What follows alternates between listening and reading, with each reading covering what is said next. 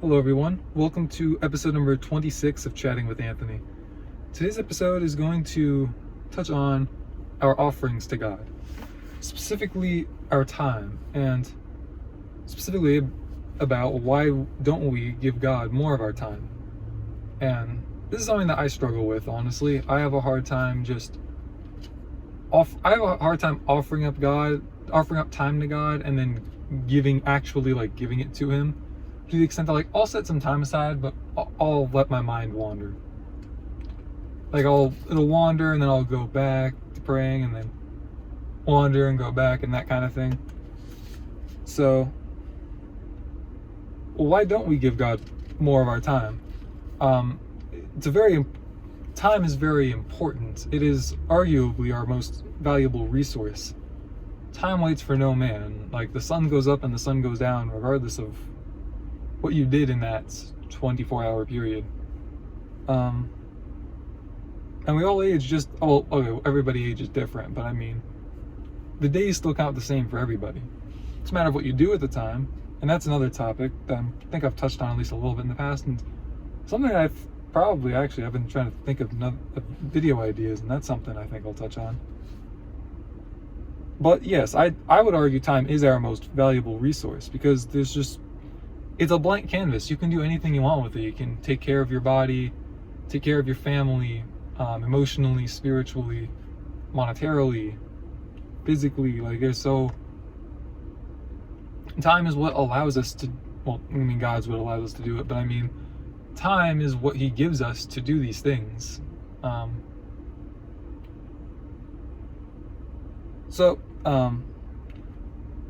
do we use our time for?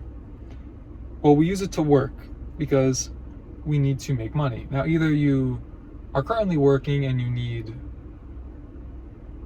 you're currently working, and so that's how you're providing for yourself and those around you, or you've already put in the work and now you can enjoy the fruits of your labor. Regardless of that, we all have to work. As the Bible says, he who does not I don't think it says he who doesn't work, but he who doesn't provide for his household, he is worse than an unbeliever. So we all need to dedicate time to that. That's a part of why I have this channel and other channels. On the one hand, yes, it is an offering to God to say, hey God, give me ideas for this and please allow me to minister to people. But at the same time, it's I want to make money off it. Now, if I feel like the Lord prophetically tells me, don't, then yes, I'll obey. But if not, then, I want to make money in the same way that a church would make money and pay its pastors, or an online YouTube or just online ministry would try to do the same thing. Doesn't mean that should be the number one and ultimate goal, but that's a part of it. It's, at the end of the day, it is a business to an extent. But yes, we have to work. You could consider this, I would consider this work. I'd say this is pretty fun work. I get to just talk to a camera, and then I get to watch back and utilize the footage to improve my speaking abilities. So it's a pretty rewarding feedback loop when I do it that way. But regardless of that, it's work. I'm not just mindlessly staring at a TV. I had to plan this out. I had to think of all this stuff. I had to write it down in a manner that made sense. Now I have to expand upon what I wrote down in front of you guys. So here we are. We use it for other responsibilities. I would argue work is a responsibility, but there's a lot of responsibilities you have. You need to take care of your body. So you physically need to eat food and drink water. You need hydration, and you need calories, and you need micronutrients as well, but the calories I think are more important. You could survive on a very lackluster micronutrient intake, but eventually you're just gonna die if you just don't eat. If you just don't get calories in your body, you will eventually get so thin that your body just shuts down. That is sadly how that works. And now some have met their end. Anyways, away from all the depressing topics.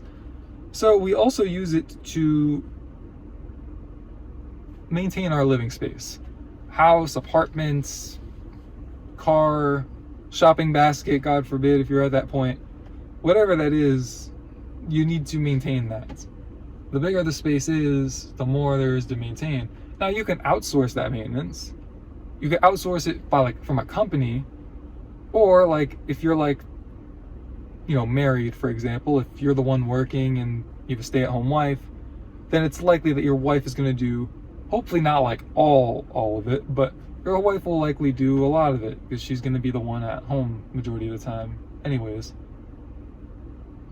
On top of that, you have relationships. Now you obviously don't have to get into one, but if you do get into one, there's a responsibility to maintain like a friendship. I mean, it's more than a friendship, but that's essentially what it is. It's just, I don't want to say strings attached because that has a connotation I don't really want attached to what I'm trying to say, but it's a deeper friendship, let me put it like that. And like on the one hand, you can have like friends that you only talk to say like once a month or so, like you're both busy, just how life gets in the way, so be it. But your spouse or your like, you know, your partner that you're dating, you should talk a lot more than that. You should be a lot closer. I don't know how to really explain it in detail. I don't have too much experience with relationships, but if you engage in a relationship, like, okay, not like engagement, but if you are involved in a relationship, you have a duty to either call off the relationship or maintain it. So there you go. And then we also have, biblically speaking, we have a responsibility to help others. Now that looks different for everybody. I don't like the idea of if you're not doing X, Y, and Z, then you're not a Christian. I'm aware there are some people that view it like that. I'm gonna give the general population the benefit of the doubt and say it's not the case. Now, giving the general population the benefit of the doubt has not worked out very well for me in the past. However, here we are. I don't always learn from my mistakes, and hopefully this is a case where it works out for me. So I'm gonna go out on a limb and say that a lot of people understand that there's a lot of nuance to it. Like, everybody's life is different. We have like one person who has more physical ailments won't be able to help in the same way that a very like someone who's like in their 50s who's approaching retirement, but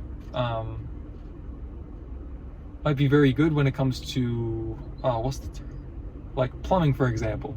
Like they have a very niche skill in that regard, rather than someone who's like, you know, in their 20s and they're more tech savvy.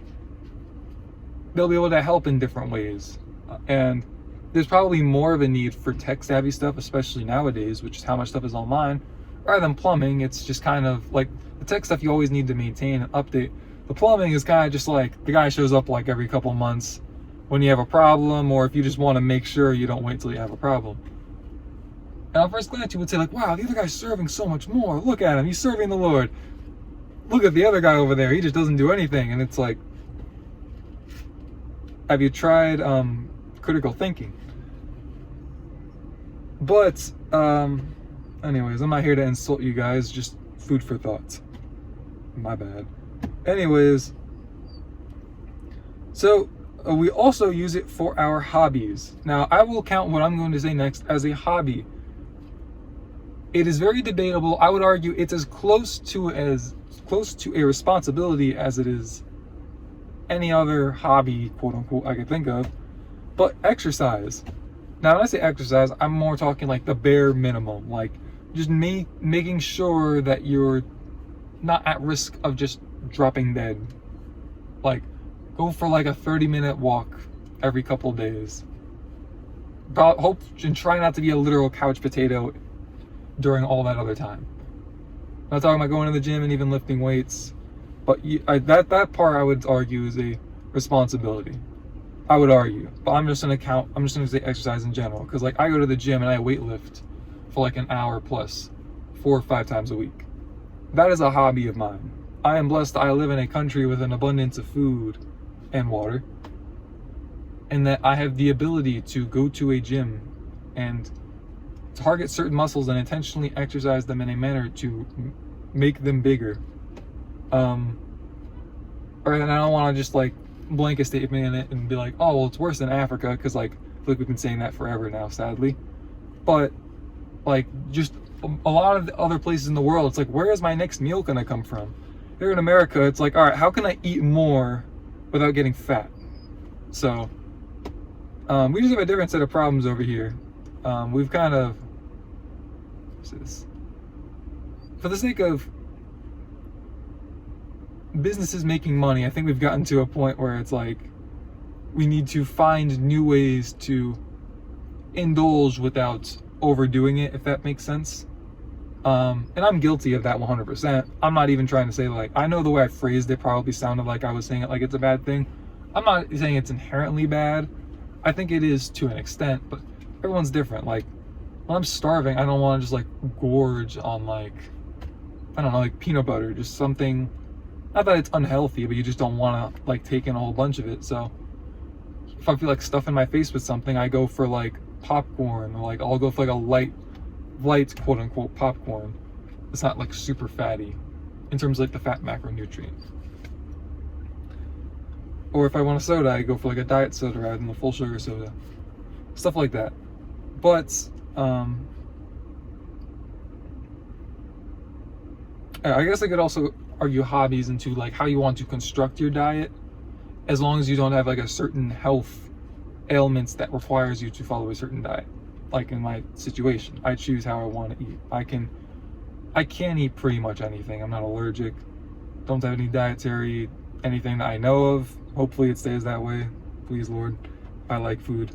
And also, I'll say hobbies. I'm going to generalize and say entertainment. I'm going to include movies, shows, sports, whatever else media-wise, like social media, for example, just like scrolling on there. That is like, we spend a lot of time doing that. Do individual people deserve responsibility? 100% yes. Are the social media apps constructed in a manner to keep you on there as long as possible, to engage the the dopamine receptors in your brain, and I said, make you literally just sit there and watch it as long as possible? Yes. We're both at fault, but we have a responsibility to work around that.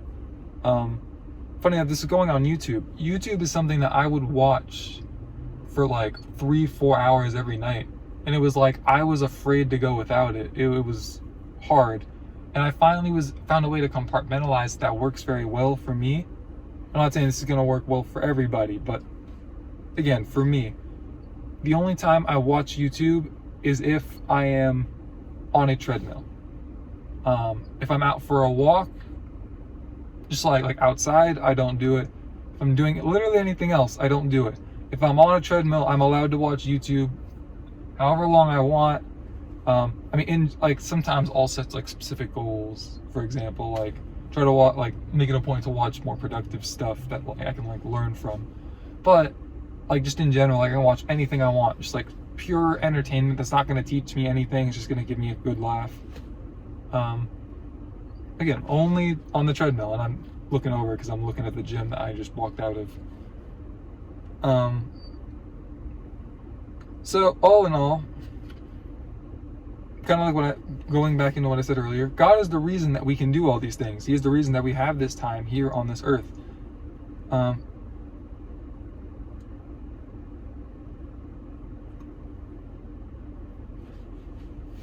Sorry, no, I was wrestling with how I really say it.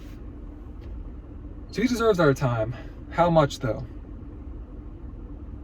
Technically the answer is all of it, but I don't mean that in the sense that like you literally just have to sit there and pray all day. Obviously we have responsibilities, as I've gone over here. And that doesn't mean that like every second that you would use entertainment for, you have to use for spending time with the Lord. Now, if you can do that, great. But as I probably explained, if you probably gathered through this video, I don't do that. And I don't think I'm in sin for doing that. Now, it can be that you're in sin, so be careful with that. Going into, how I'm going to conclude this is, you need to take up, in regards to how much time you should spend with God, you need to take that up with Him and not with me. I don't have the answer for you. I can't write you a prescription. here's your meds, have fun. I'd say something is better than nothing. And I would argue, just from a, like, for example, in the gym, how you get stronger is you fatigue the muscles over and over and over again. But the only way the muscle really grows is if there is a progressive overload on that muscle. You could do that through increasing the weight each time. You could do that through doing better forms, so that there's more, so you're doing the same weight, same reps, more tension on the muscle. But there needs to be a reason to grow. You can't just do the same thing over and over again and expect to continue growing. It just doesn't make sense. Like when we're in the gym, it makes sense. At least there have been times where it made perfect sense to me. And then, but it's like, just logically speaking, when I worded it this way, or I watched a video, funny enough, and I saw someone word it this way, I felt like an idiot. I really did. I was just like, wow. I knew that, but I wasn't acting it out. So, all in all, okay, sorry. I said all that to say, I would argue, try to continuously spend more time with God. It could literally be like 5 extra minutes. Like for me, at the end of the day, like today, for example, it's not raining, so after I go home, I go for a walk, and I make it a point to spend time with God and pray during that walk. Now, I'm not going to sit here and tell you I pray for 25, 30 minutes straight while I'm walking. At this point, I don't think my attention span just has the ability to do that, and that's a problem, something that I want to work through. But I try to listen to worship music, and I make it a point to talk to God while I'm out there walking. Now, what I could do is just increase the amount of time that I walk, but that's also varies depending on like what time I go for the walk and other things. But like if you always dedicate like say 30 minutes to spending time with God, try to spend like 35, for example. Or if you know like you spend 30 minutes and you usually waste 15 of that doing things that aren't talking to God, try to minimize it to 10. Just approach it however you can. Try to progressively overload yourself, spiritually speaking. And I think that with time you will see results. Even in the Bible, Daniel, the one who survived the lion's den, he was so busy with his responsibilities, I don't remember what it was exactly, but he had like a pretty high position in like their, I don't know if government's the right word, but he worked for the king essentially. He was so busy, he only had time to really go and pray daily 3 times. Pray 3 times throughout the day. Now, I don't know for how long he did it, the Bible doesn't specify. But he did it 3 times. He just got on, he went to his room, I don't know. But he went to his living space, he did it 3, and he would, I assume like morning, afternoon, night. And he had death threats.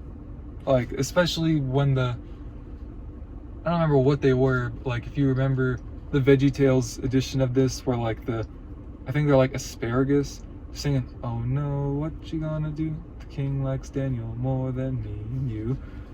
Like those guys in real life that kind of like tricked the king into making a decree that, oh, well, since you're great and you do all these great things, people should bow down to you and only you. And he was like, yeah, that makes sense. And then he realized kind of how he screwed Daniel over, and then Daniel survived the lion's den, and then the 3 asparagus real life people got thrown in the lion's den and didn't make it to the ground before they were chopped to pieces.